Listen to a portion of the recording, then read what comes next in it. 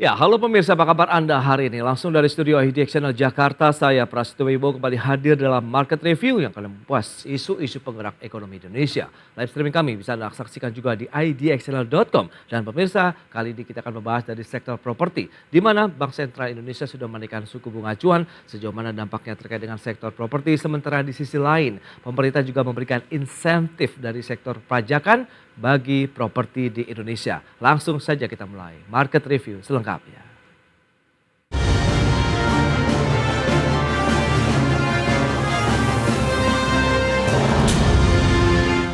Ya, setelah mempertahankan di level 5,75% selama 10 bulan berturut-turut, Bank Indonesia akhirnya menaikkan suku bunga acuan sebesar 25 basis point menjadi 6%.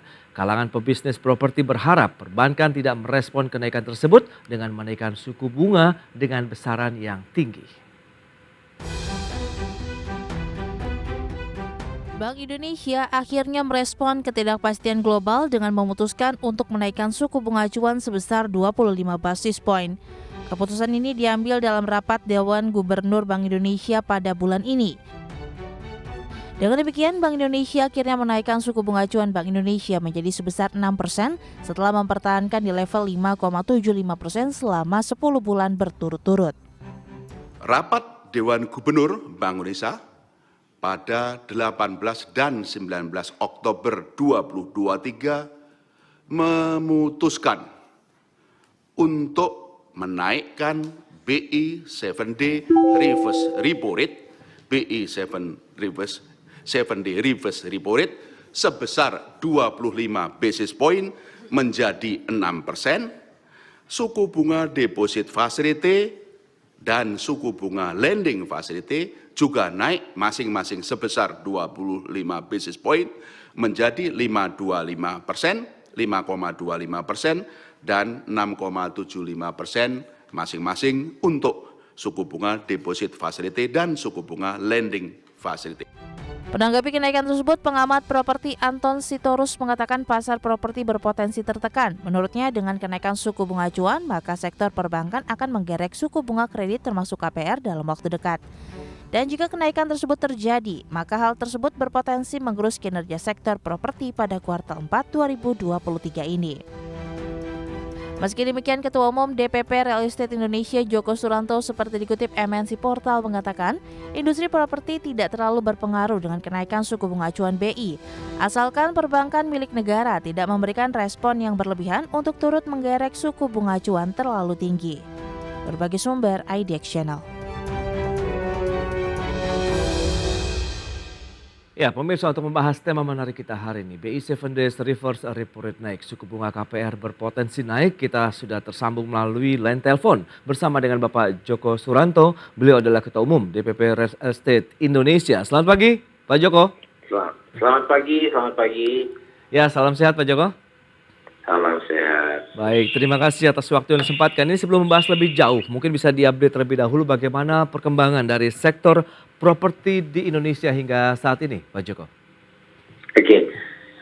Sektor properti di Indonesia saat ini memang belum rebound seperti industri lainnya. Oke. Jadi ini adalah salah satu yang menjadi concern kita, bagaimana ini bisa bergerak untuk bisa lebih baik lagi. Baik, nah kalau kita bicara mengenai segmen properti, ini jenis-jenis apa saja yang menjadi penyumbang utama begitu ya, pertumbuhan bisnis properti sendiri? Yang pertama mungkin kita bisa bagi di dua, yang satu landed, yang kedua berupa high risk ya. Nah, yang menyumbang banyak untuk saat ini pasti berupa properti sektor landed, khususnya di 2 miliar ke bawah.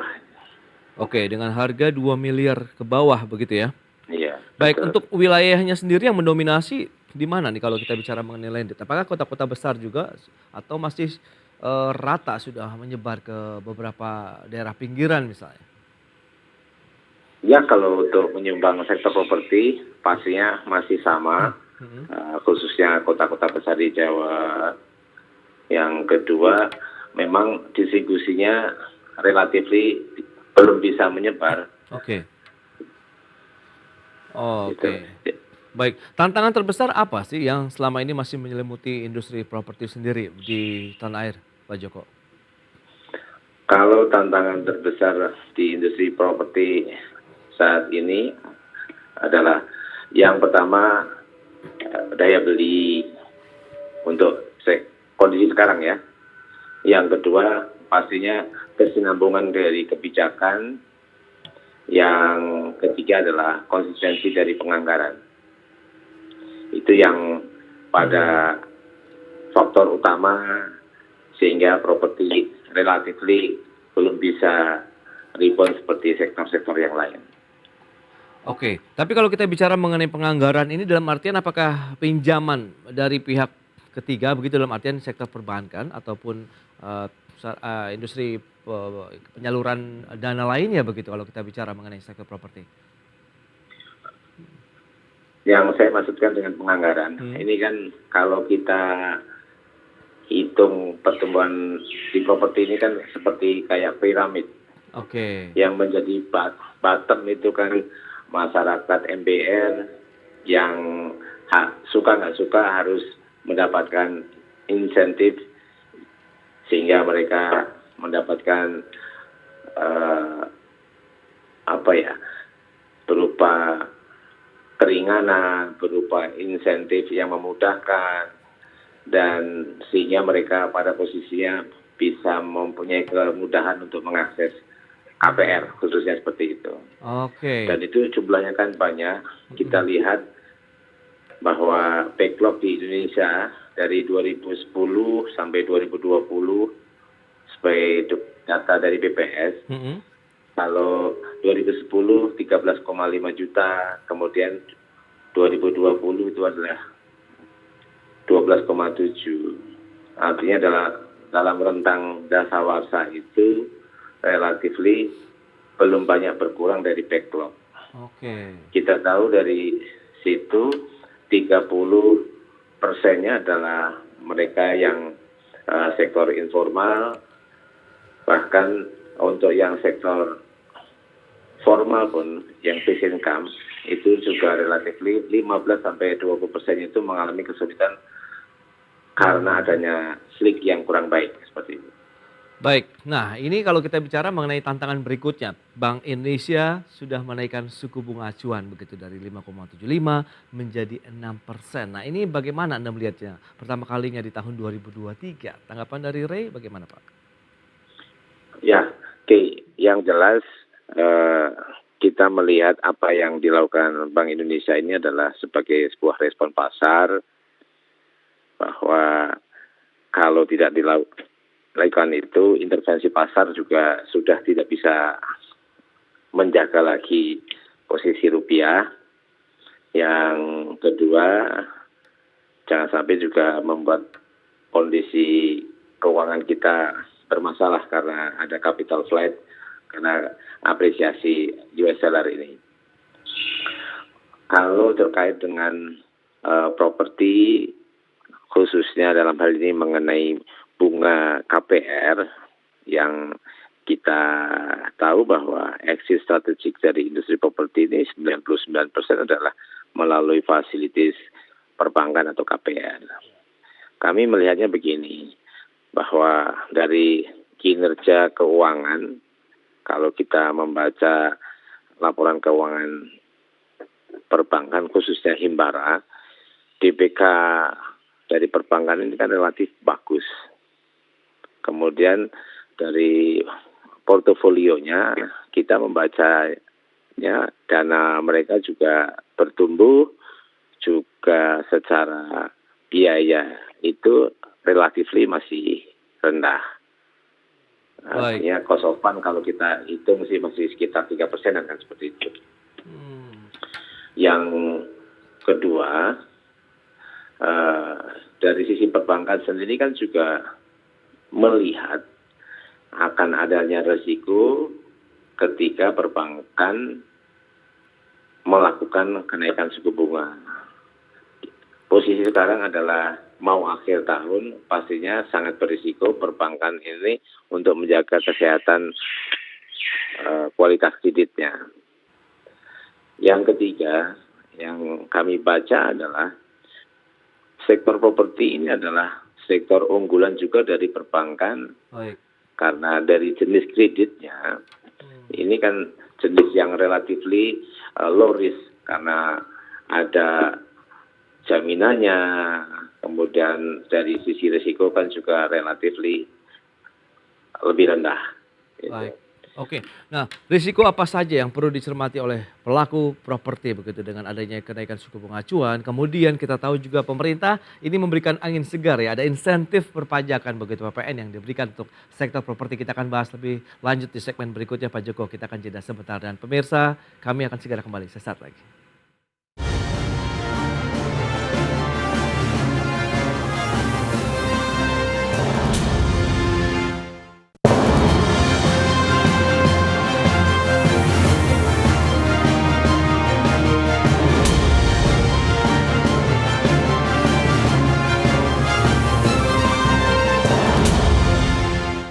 Ya, terima kasih Anda masih bergabung bersama kami dalam Market Review dan berikut ini kami sampaikan sejumlah data untuk Anda terkait dengan pergerakan suku bunga acuan Bank Indonesia. Ya, selengkapnya bisa Anda saksikan di layar televisi Anda. Kita lihat setelah beberapa waktu sebelumnya BI mempertahankan suku bunga acuan di 5,75%, kemudian di bulan Oktober menaikkan menjadi 6% untuk BI 7 Days Reverse Repo Rate. Dan berikutnya kita lihat bagaimana dengan indeks harga properti residensial.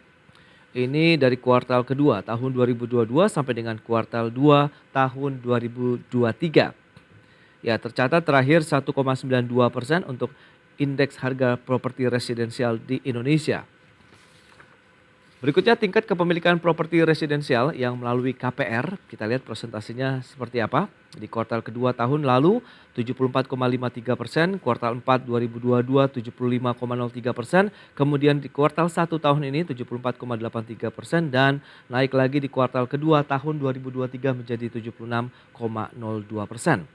Kepemilikan properti residensial ya dari sisi KPR. Kita akan lanjutkan kembali perbincangan bersama dengan Bapak Joko Suranto. Beliau adalah Ketua Umum DPP Real Estate Indonesia. Pak Joko, kita akan lanjutkan kembali Pak. Oke. Baik, tadi sudah disampaikan pergerakan BI 7 Days Repo Rate yang sudah naik 6%. Kemudian bagaimana upaya strategi yang akan disiapkan nih dari sektor properti sendiri? Apakah nanti ada antisipasi perbankan menaikkan suku bunga KPR-nya begitu? Ada 3 hal pokok yang mungkin bisa semoga aja didengar sama kawan-kawan perbankan ya. Oke. Yang pertama pastinya kita berharap perbankan ini akan menahan diri untuk tidak serta-merta menaikkan suku bunga karena apa? Satu, kalau kita lihat khususnya Bank Himbara ini adalah trendsetter gitu. Jadi ini kita mendorong jangan sampai sesegera mungkin menaikkan suku bunga karena saat ini kita semuanya lagi membangun trust dari para pihak khususnya para konsumen itu untuk ini adalah it's time to buy. Jadi kita sama-sama menjaga market itu sendiri. Yang kedua, kita melihat Himbara ini adalah bagian dari pemerintah yang kita dorong untuk ikut menjaga iklim yang baik terhadap industri yang saat ini sama-sama kita dorong, apalagi pemerintah juga memberikan insentif. Saya pikir itu adalah sebuah isyarat dari pemerintah kepada perbankan khususnya Himbara, karena pemerintah kan juga sebagai pemegang saham nih, bahwa ini industri dan semuanya harus punya kemauan untuk menjaga pertumbuhan, khususnya dalam konteks properti.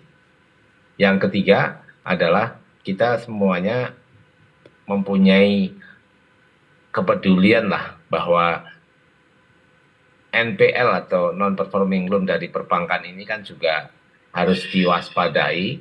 Kalau ada kenaikan suku bunga maka potensi itu akan menjadi kesehatan perbankan itu sendiri akan terganggu.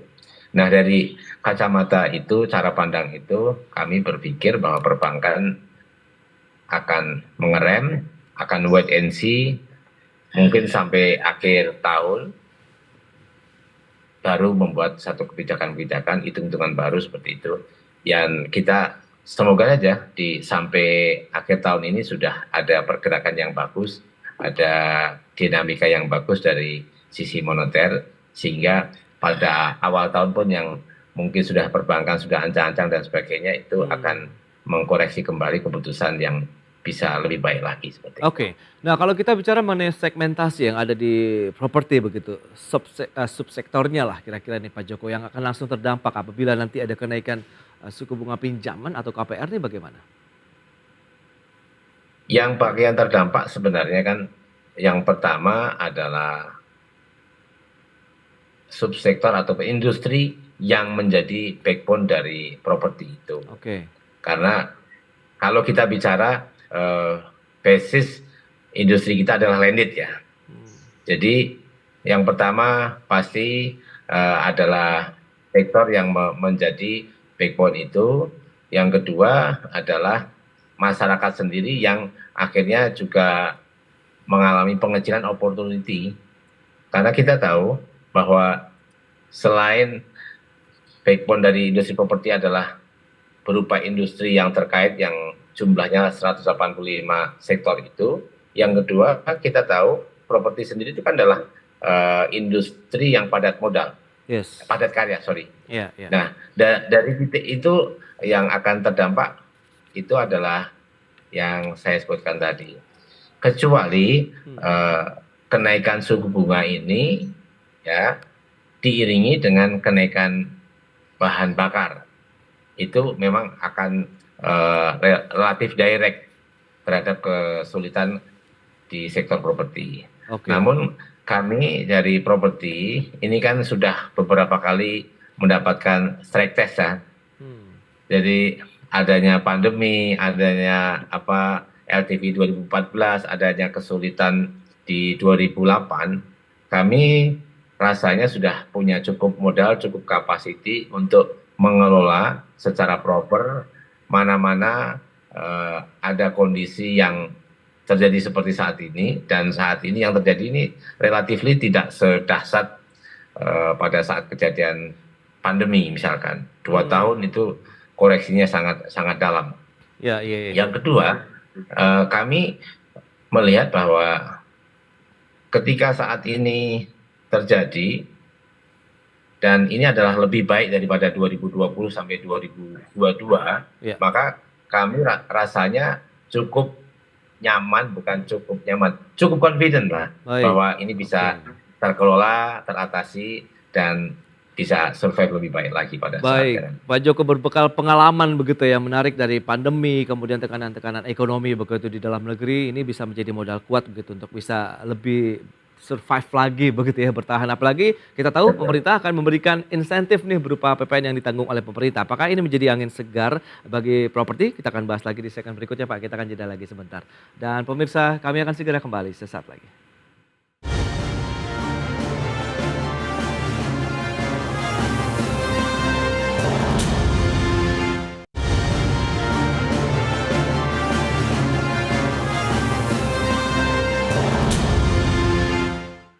Baik, pemirsa, kita lanjutkan kembali perbincangan bersama dengan Bapak Joko Suranto, Ketua Umum DPP Real Estate Indonesia. Pak Joko, kita lanjutkan kembali ini, lantas bagaimana dengan insentif yang akan diberikan lagi oleh pemerintah begitu untuk sektor properti berupa insentif PPN begitu yang ditanggung oleh pemerintah. Nah, batasan-batasannya seperti apa saja dan apakah ini benar-benar menjadi angin segar di tengah kenaikan suku bunga acuan Bank Indonesia, Pak Joko?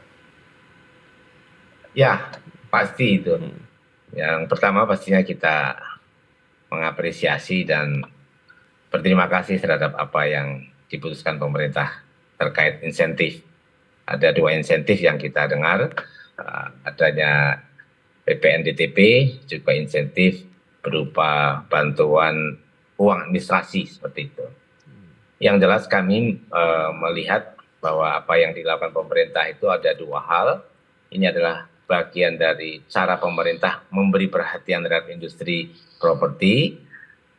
Yang kedua, kami melihatnya adalah ini adalah respon dari pemerintah terhadap usulan-usulan kami baik dalam saat Munasri maupun di dalam forum beberapa kesempatan mengenai hal-hal yang layak dan proper untuk bisa menjadi dorongan atas upaya kita semuanya bagaimana backlog perumahan ini bisa tertangani. Kita tahu 2010 data BPS mengatakan backlog perumahannya adalah 13,5 juta, 2020 itu besarnya juga relatif sama 12,7 juta. Artinya dalam dasawarsa ini maka pemenuhan atas backlog atau roadmap-nya itu belum bisa memberikan dampak signifikan. Yes. Nah, dari titik itu saja berarti properti ini ataupun backlog ini harus menggunakan cara yang berbeda. Karena nggak mungkin ada hasil yang lebih baik kalau dilakukan dengan cara yang sama. Kami dari RE menyampaikan dan lagi membuat proposal untuk kita sampaikan kepada pemerintah bagaimana properti ini dijadikan faktor penumbuh ekonomi yang kita namakan propertinomik. Propertinomik ini adalah cara pandang bagaimana properti digunakan sebagai alat pengungkit pertumbuhan ekonomi. Sesuai dengan data, kita tahu bahwa properti sudah memberikan kontribusi terhadap PDB 14-16%, kemudian kepada APBN 9%, terhadap PAD 30-45%, dan pada akhirnya sudah menyerap tenaga kerja 10-12 juta tenaga kerja. Ini adalah sebuah kondisi yang existing, yang secara data itu sudah ada terus-menerus. Nah, kami dari RE berpikir, atau dari sektor properti berpikir bahwa kalau kita menggunakan cara pendekatan yang sama, maka backlog itu relatifly tidak terurai dengan baik, roadmap-nya juga tidak akan bisa berubah dari yang satu dasawarsa tadi yang saya sampaikan. Maka kami menyampaikan sebuah proposal properti sebagai PSN, Proyek Strategis Nasional. Bayangkan kalau kami ini punya anggota 6.700, kita ambil tidak keseluruhan lah, 75% saja, karena yang namanya usaha berkesinambungan. Dalam 1 tahun itu investasi 10 miliar saja. Maka itu sudah 80 triliun. Seperti itu. Kami misalkan ada 3 proyek sedang running, rata-rata 15 hektar dan untuk modal tanahnya aja sekitar 75-80 miliar. Bayangkan kalau itu 6.700 kami itu investasi. Nah, ini kan sebuah investasi dalam negeri yang harusnya diakomodasi dalam sebuah bingkai kebijakan. Dalam hal kebijakan apa? Mengenai akomodasi kelembagaan, akomodasi kebijakan, akomodasi dari sisi anggaran dan sebagainya. Maka ini akan bisa mendorong pertumbuhan atau pertumbuhan properti yang bisa memberikan kontribusi terhadap PDB yang lebih besar lagi, yang bisa mendorong kontribusi terhadap APBN yang lebih besar lagi. Satu lagi yang harus diingat adalah ketika kita punya market yang secara data sudah menjadi sebuah faktual 12,7 backlog itu, maka ketika didorong properti ini sebagai penumbuh ekonomi, maka yang 12,7 itu tidak hanya saja menjadi market, tetapi akan mendapatkan manfaat lebih. Apa itu manfaat lebih? Karena industri ini adalah menggerakkan 185 industri terkait, padat karya, maka multiplier-nya itu juga akan memberikan dampak terhadap market yang tadi, yang kita sebut backlog tadi, untuk mendapatkan kenaikan daya beli.